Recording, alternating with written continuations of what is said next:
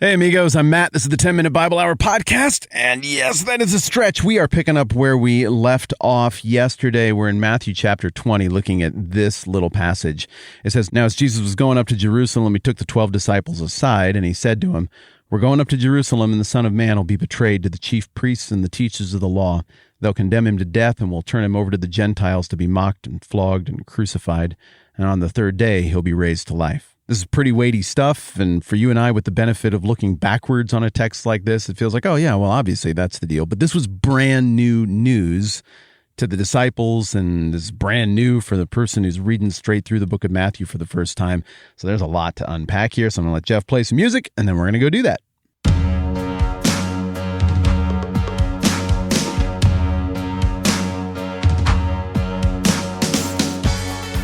Death is a profoundly human experience, and Jesus is gradually spelling out more specifically that the Son of Man, emphasizing the humanity of Christ, is going to suffer the fate of humans. But it's not going to play out exactly the way it does as humans, because there's this weird twist to every allusion that Jesus is making himself, or that Matthew describes narratively, to this whole death thing, and that is resurrection. He's going to be raised to life. Jesus is saying this again and again in every one of these mentions, that this is going to happen, but he's going to be, quote, raised from the dead, that he's going to be, quote, they will kill him, and on the third day he will be raised to life, that he's going to be, quote, from Matthew, on the third day be raised to life. And again here in chapter 20, quote, on the third day he will be raised to life. That is 4 explicit references to being raised back to life and what the timeline is going to look like in that regard. In other words, his death is not going to go down like most people's deaths, and it's going to accomplish something. Maybe people are still a little bit confused at this point as to what exactly it's going to accomplish. But no longer is Jesus talking about death in vague terms or in loosely spiritual terms that people could kind of understand. What kind of death does he mean? Is he going to spiritually die and then be spiritually raised? How's this going to work? And in the same way that as a kid, I was a little out of touch with what exactly was meant by death. What are the details? How does that go down? How does it feel? What does it look like? But gradually, I became more acquainted with what that looks like and the specifics. So gradually, the disciples are going from this vague notion of the impending death of their king, their teacher, their rabbi, their friend, to a very specific notion of what that death is going to look like. And that's also part of the power of this little passage we're looking at right now. Jesus says again, we're going up to Jerusalem, and the Son of Man will be betrayed to the chief priests and the teachers of the law. They'll condemn him to death, and they will turn him over to the Gentiles to be mocked and flogged and crucified. So in just a couple of sentences, the disciples have gone from a vague understanding that somehow some kind of death is going to occur to a very specific understanding of exactly what this death is going to look like.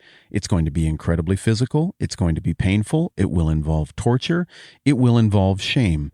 Crucifixion would have popped in their minds immediately as a dishonorable death for people who are determined by the state to be the scourge of society. And why do you kill somebody with a cross?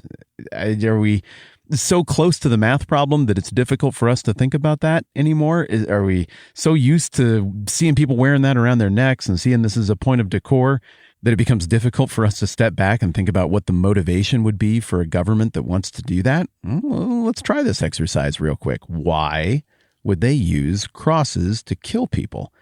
I mean, surely just some kind of stabbing would be much neater and much quicker. You wouldn't have to pay for so many man hours or so much equipment if you tied somebody up and just held their head in a bucket and maybe drowned them, and then that was that. There are a lot of quicker ways to execute a person. Why go to all the trouble? And the answer is, well, that one of the reasons that societies employ the death penalty, something that I'm against. If you like the death penalty, we can, I guess, agree to disagree. I just think it's too easy to make a mistake on that. And that's one of those mistakes that if you make it, you can't unmake it. Better to go with caution than with aggression on something like that involves a life and the potential to make us all dirty, owning the stain of killing somebody who shouldn't have been killed. That can happen. One example I would offer of a time when somebody got killed who shouldn't have been killed, at least from a legal sense, would be Jesus of Nazareth, who we're talking about right here. So we know it can happen. There's my little aside on why I'm against the death penalty. I got more reasons for it. Whatever. You land wherever you land. But let's still just be candid about why societies have gone with the death penalty. One, somebody is just so bad that you want to eliminate any risk of them doing bad things again in the future. Two, revenge. It's punitive. You did this bad thing. We're going to do this bad thing over here. It looks like the death penalty and physical punishment was part of the deal in the theocracy of the Old Testament, at least. Well, what was it? Eye for an eye, tooth for a tooth. If we read the Bible in its entire context, we also have to acknowledge that those harsh rules of the Old Testament were designed to be set up as a contrast to the mercy and the grace of God and what happens in the grace and forgiveness of Jesus. Everybody who does such things deserves death, but in Christ, this different fate is what awaits. All of that said, we still have to acknowledge that historically, one of the reasons states execute certain criminals is it's punitive. It feels like the scales are now evened out. Justice has been done. But another reason is that the state wants to make an example of what happens to people who do bad things. So you got thieves, murderers, robbers, whatever. I mean, what's Rome trying to accomplish right now? They're trying to keep order and sanity in these provinces. They're trying their hand at having the biggest empire the world has ever known. They're doing this by having local ethnic client kings work with their ethnically Roman governmental overlords because they think the local ethnic client kings are going to have a better shot at pacifying the crowds and making people work and integrating them as Romans. And so much of Roman policy in the first century is just like, we want to collect your taxes and we don't want to have to pay to put down rebellions. So that's our prime directive here in terms of what we want our governors and our client kings to accomplish.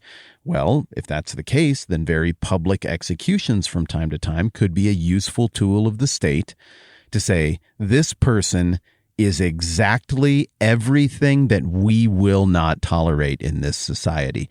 And we're going to lift this person up really high so everybody can see them dying and dying slowly. This will be an event. It will unfold over time.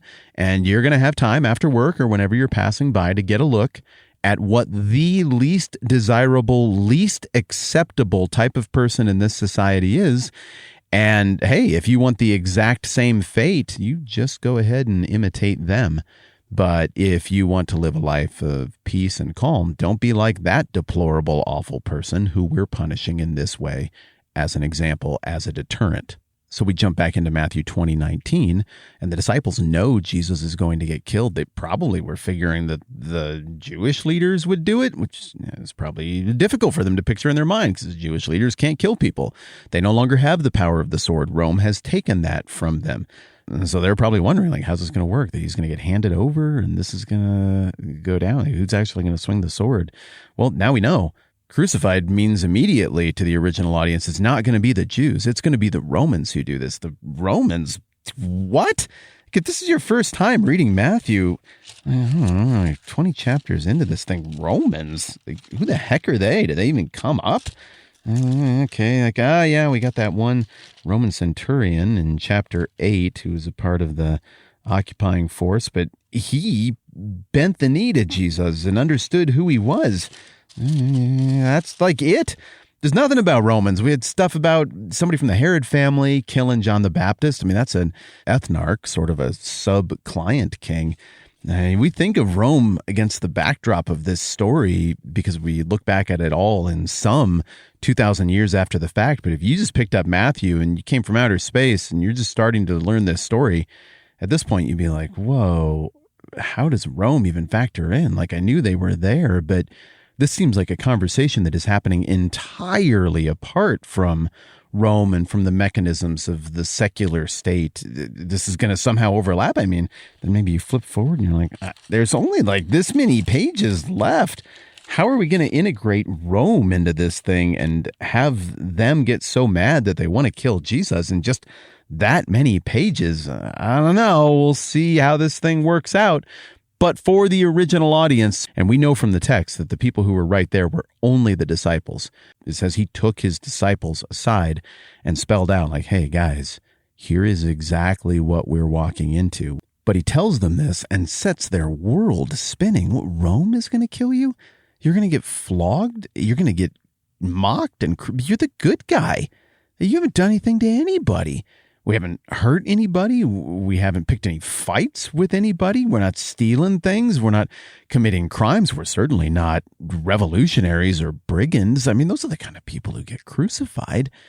What the heck is going to happen over the next few days that we're going to go from what this thing has been, like a cool little miracle and teaching tour, to crucified? It just wouldn't have computed for them at all. But in this moment, they go through the same thing that I went through. Death for those people who they love and are facing it goes from this vague notion of I can't even picture that, but if you tell me that person I love is going to die, I guess I'll try to understand and think about it. It goes from that to very specifically, no, this is what the suffering is going to look like. This is how it's going to go down, and this is what it's going to mean. Obviously, this crucifixion thing is going to come up a little bit more as we're talking about all of this. So there's a bunch more to unpack from the Old Testament and about the theology of the thing that we are going to get to. But for these couple of conversations we've just had, I think it's important to focus on this pivot point in terms of specificity and getting a sense of how this thing is actually going to play out a little bit more. And it's important to focus on that title, Son of Man, and the humility that comes along with that, as well as the grand eternal redemptive promises hearkening back to Daniel 7 that come along with that. There's a whole lot in this much more specific description that Jesus is giving here of what his death and resurrection are going to look like. And all of that is going to very specifically inform what happens next, which is kind of oddly a callback to what we've been dealing with in terms of this, who's going to be first, who's going to be last, how does that all work with the values of the kingdom business that we've talked about over the last couple of weeks. I'm Matt. This is the 10-Minute Bible Hour podcast. Let's do this again soon.